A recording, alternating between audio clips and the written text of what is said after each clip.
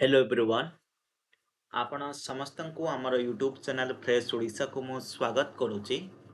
ଆଜିର ଏହି ଭିଡ଼ିଓରେ ଆମେ ଜାଣିବା କିମ୍ବା ପଢ଼ିବା ଅଷ୍ଟମ ଶ୍ରେଣୀ ସାମାଜିକ ବିଜ୍ଞାନ ବହିର ଷଷ୍ଠ ଅଧ୍ୟାୟ ଭାରତର ସଂସଦୀୟ ବ୍ୟବସ୍ଥା ବ୍ୟବସ୍ଥାପିକା ଏବଂ କାର୍ଯ୍ୟପାଳିକା। ଏହି ଚାପ୍ଟରଟିର କ୍ୱେଶ୍ଚିନ୍ ଆନ୍ସର ଗୁଡ଼ିକ ଆଜିର ଏହି ଭିଡ଼ିଓରେ ଆମେ ଡିସ୍କସନ୍ କରିବା। ତ ସମସ୍ତଙ୍କୁ ରିକ୍ୱେଷ୍ଟ ହେବ ସମସ୍ତେ ଭିଡ଼ିଓଟିକୁ ଶେଷ ପର୍ଯ୍ୟନ୍ତ ଦେଖିବେ। ଭିଡ଼ିଓଟିକୁ ଶେଷ ପର୍ଯ୍ୟନ୍ତ ଦେଖିଲେ କମ୍ପ୍ଲିଟ୍ क्वेश्चन आंसर गुड़िक बुझीपारे ठीक अच्छे। एवं जो मानक एमसीक्यू नोट्स कि क्लास 8 अन्य किसी विषय जानवा चाहते अपडेट पाइबा चाहते डाउट क्लियर क्लास हो नचेत आज जो क्वेश्चन आंसर करेंगे तार पीडीएफ अच्छे से गुड़िक पाइबा चाहते आम चैनल नुआ अच्छे तो आपण मैंने व्हाट्सएप ग्रुप रे जॉइन हो जाओ पे क्लास 8 व्हाट्सएप ग्रुप लिंक आपको ये वीडियो डिस्क्रिप्शन बॉक्स रे देती क्लिक कर जॉइन हो जाओ सेठारु तुम जहाँ भी अपडेट आसो तुमको मिल जाए ठीक अच्छे। तो चलो देरी करवानी स्टार्ट करने भारतर संसदीय व्यवस्था और व्यवस्थापिका एक कार्यपालिका आर क्वेश्चन आंसर गुड। प्रथम प्रश्न कौन रही प्रश्न अभ्यास कार्यर प्रथम प्रश्न है संसदर उभय सदन रे तुम राज्य केते जन प्रतिनिधि स्थान पाई। आम राज्य ओडिशा पिला माने आम राज्य ओडिशा रो भारतीय संसद रे उभय सदन रे पिला माने मोट 31 जन स्थान पाई। एथरू लोकसभा 21 जन आउ राज्यसभा 10 जन प्रतिनिधि पाई। 2 नंबर कौन कही भारतर संसद लोकों मत को किपरि दर्शाए। भारतर संसद लोकों मत को किपरि दर्शाए भिन्न भिन्न मत उपस्थापन बोली या किपरि सुनिश्चित करे। देख भारत कौन गोटे गणतांत्रिक देश तेणु संसद लोकों इच्छा और मत को प्रतिफलित कर एक प्रमुख माध्यम रही। लोकसभार सदस्य मानक लोक माने प्रत्येक भोट दे निर्वाचित करती। विभिन्न राजनैतिक दलर प्रतिनिधि माने संसद रे रुहंती। 3 कौन शासक दल सहित विरोधी दल मध्य लोकों विभिन्न मत और समस्या को उपस्थापन करती। संसद रे विभिन्न विधायक उपर आलोचना और वितर्क मध्य होता है। आलोचना होता है वितर्क मध्य होता है। प्रश्न काल शून्य काल और विभिन्न आलोचना माध्यम रे संसद माने लोगों समस्या को उठाई थांती। यहीपरि सांसद देशर विभिन्न अंचल दल और मतर प्रतिनिधित्व करिथाय प्लान बुझिल। तापर आसला 3 नंबर क्वेश्चन। 3 नंबर क्वेश्चन कौन कही संविधान कार्यपालिका को व्यवस्थापिका निकट रे उत्तरदायी करिछि बोली तुमे काहेकि भाबुछ। कौन कही संविधान कार्यपालिका को व्यवस्थापिका निकट रे उत्तरदायी करिछि बोली तुमे काहेकि भाबुछ बोली से पचारिला। देख भारत रे सदनीय शासन व्यवस्था रही कौन संसदीय शासन व्यवस्था रही।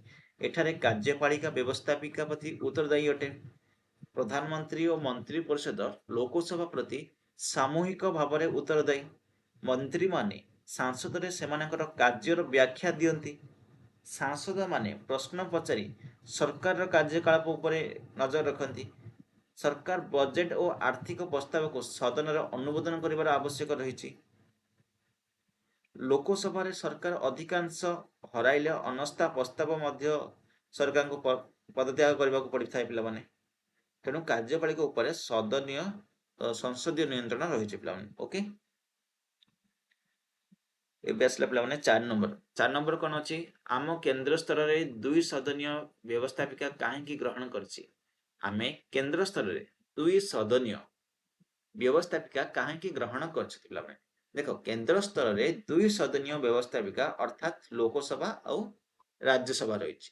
या ग्रहण कर कारण है कौन देख मुख्य कारण केतटा हम कहूँ या आईन प्रणयन अधिक चिंता और आलोचनार सुजोग देता है।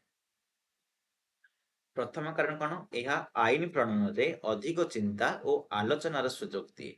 द्वितीय कारण कौन लोकसभा लोकों को प्रतिनिधित्व करथुवा बेले राज्यसभा राज्य गुड़ को प्रतिनिधित्व करती। तृतीय पॉइंट कौन गोटे सदन रे होइथिबा त्रुटि को अन्य सदन रे पुनर्विचार करा जाई पारे। 4 नंबर पॉइंट कौन त्वरित भाव आईन पारित होगा रोकी या आईन गुणवत्ता बढ़ी था। शीघ्र भाव आईन पारित हो रोकिक कौन आईन गुणवत्ता को बढ़ाऊे। पंचम पॉइंट कौन राज्यसभा अभिज्ञ व्यक्ति मानकर अवदान मिलता है पे राज्यसभा कौन अभिज्ञ व्यक्ति मानकर अवदान मिलता है। तेणु 2 सदनीय व्यवस्था गणतंत्र को अधिक सुदृढ़ करुछि।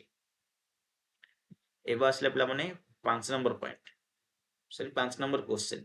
5 नंबर क्वेश्चन कौन कहछि देख संसदरे निकटरे गृहीत होइथिबा एक विधेयक केउं केउं पथ अतिक्रम कला अनुधान कर या केउं सदन उपस्थापित हला ताहा चिन्हट कर एथिरे किछि प्रमुख वितर्क किबा मत पार्थक्य लक्ष्य कल कि विधायकटी आईन हेबा पई विधेयकटी आईन हेबा पई केते दिन लागिला संवादपत्र अभिलेखागार सरकार वेबसाइट एवं लोकसभा वितर्क उपयोग कर कि तुम शिक्षक सहित सहायता नहीं पार देख उदाहरण भाव कौन नहीं पार आम डिजिटल पर्सनाल डाटा प्रोटेक्शन विधेयक विधेयक हो पार 2023 को नि पारे पे जो विधेयक 3 अगस्ट 2023 लोकसभा पे उपस्थापित होता ओके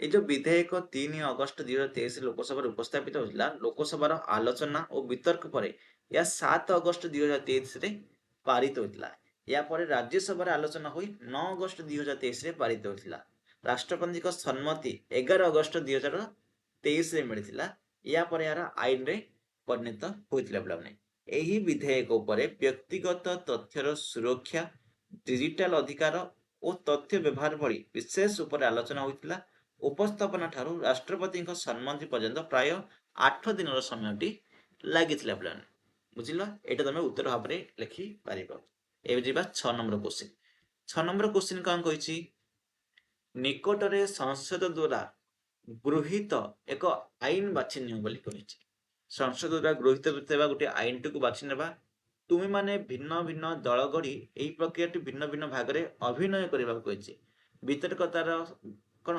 वितर्करत लोकसभा और राज्यसभा सांसद उत्तरदायी मंत्री और स्वीकृति होता राष्ट्रपति विधेयक किपरि आईन में परिणत हुए दर्शाइवाई एक लघु नाटक उपस्थापन माध्यम गोटे आदर्श संसदर पर्यवेक्षण कर बोली परिदर्शन कर बोली से कही मैंने यह कार्यकाल भित्तिक प्रश्न पिला या कौन लघु नाटक भाव में परिवेश कर प्रथम दृश्य द्वितीय दृश्य यहपरि जेपरिक प्रथम दृश्य जन मंत्री लोकसभा जो विधेयक उपस्थापन करेंगे द्वितीय दृश्य कौन करेंगे लोकसभा सांसद मैंने विधेयक उपर वितर्क करेंगे पर भोटिंग हो विधेयक पारित हो तृतीय कौन हम विधेयक राज्यसभा को पठाଯିବ सेठारे आलोचना हम भोटिंग हम चतुर्थ कौन हम उभय सदन में पारित होगा विधेयक राष्ट्रपति निकट को जीव जो प्रोसेस विधेयक पारित हो प्रोसेस तुम कर अलग अलग दृश्य को नहीं शेष कौन हम राष्ट्रपति सम्मति प्रदान करती या विधेयक आईन रे परिणत हम बुझल 7 नंबर जा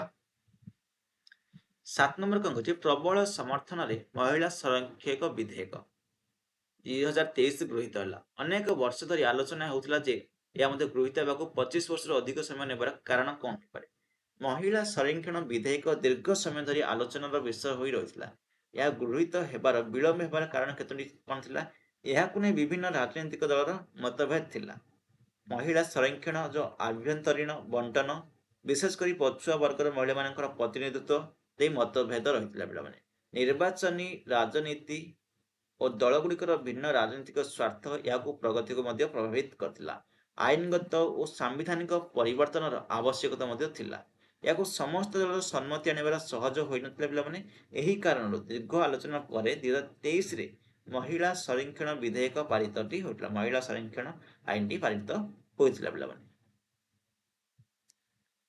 पे शेष क्वेश्चन कौन नहीं 8 नंबर क्वेश्चन पे बेले बेले संसदीय कार्यकलाप व्याघात जो या धार्य दिन पर्यंत कार्य करें ना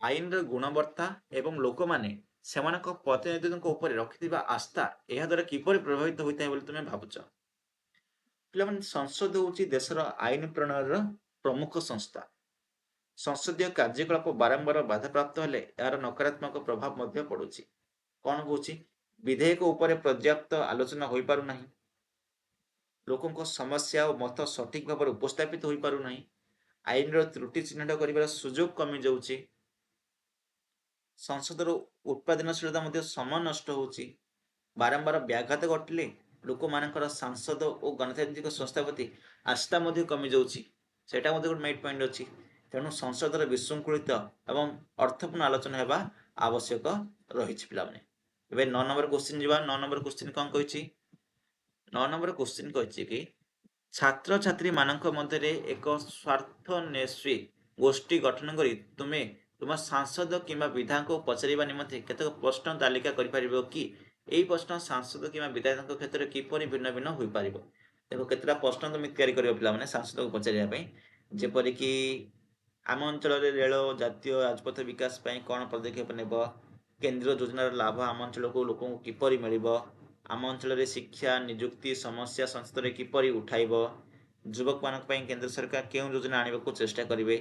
ସେଗୁଡ଼ିକ ସବୁ ସାଂସଦମାନଙ୍କୁ ପଚାରିବ। ବିଧାୟକଙ୍କୁ କ'ଣ ପଚାରିବ? ଆମ ଅଞ୍ଚଳରେ ରାସ୍ତା ପାନୀୟ ଜଳ ସମସ୍ୟା କେବେ ସମାଧାନ ହେବ? ସ୍ଥାନୀୟ ସ୍କୁଲ ଡାକ୍ତରଖାନା ଉନ୍ନତି କେବେ ହେବ? କ'ଣ ପଦକ୍ଷେପ ନିଆଯିବ? ଆଞ୍ଚଳିକ ନିଯୁକ୍ତି ସୁଯୋଗ କେବେ ବୃଦ୍ଧି ପାଇବ? ଏସବୁ ବିଷୟରେ ପଚାରିପାରିବ। ପାର୍ଥକ୍ୟ କ'ଣ ରହିଲା ପିଲାମାନେ ଏଥିରେ? ଦେଖ ସାଂସଦ ମୁଖ୍ୟତଃ କେନ୍ଦ୍ର ସରକାର ଜାତୀୟ ସ୍ତର ବିଷୟରେ କାର୍ଯ୍ୟ କରନ୍ତି। ବିଧାୟକ କ'ଣ କରନ୍ତି? ରାଜ୍ୟ ଓ ସ୍ଥାନୀୟ ସ୍ତରୀୟରେ ସେ କାର୍ଯ୍ୟ କରନ୍ତି। ପିଲାମାନେ ବୁଝିଲ, ଏତିକି ହିଁ ଡିଫରେନ୍ସ ଅଛି। ଏବେ ଯିବା 10 ନମ୍ବର।